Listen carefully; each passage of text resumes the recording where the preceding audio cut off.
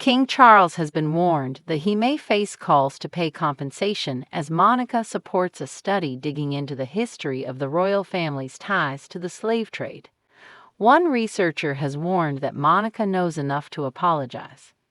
The palace announced yesterday that the 74-year-old Monica takes the issue seriously as he cooperates with researchers by giving them full access to the royal archives and the royal collection last night. Caribbean campaigners called for fresh talks about reparations.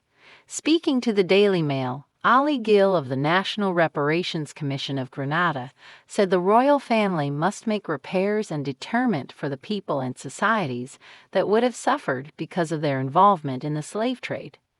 Reparations now cannot be a subject that can be swept under the royal rug of the royal household. Meanwhile, Eric Phillips of the Caracas Reparations Commission, which represents Caribbean nations where European powers enslaved people to work on plantations, added King Charles knows enough to apologize and should.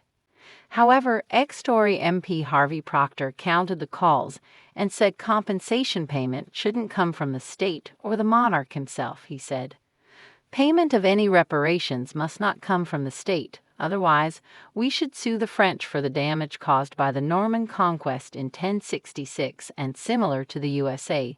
For the price of the tea lost in Boston Harbor," historian Ray Haydle Manku told GP News only 3% of the British economy in around 1770 had any relation to the slave trade. So this myth that we hear a lot in this country now that the empire, the Industrial Revolution, and the monarchy's wealth built on slavery is absolute nonsense. Historian Andrew Roberts added that the current royal family should not suffer the consequences of former dynasties. He said there is no justification for blaming Charles III for the actions of Charles II.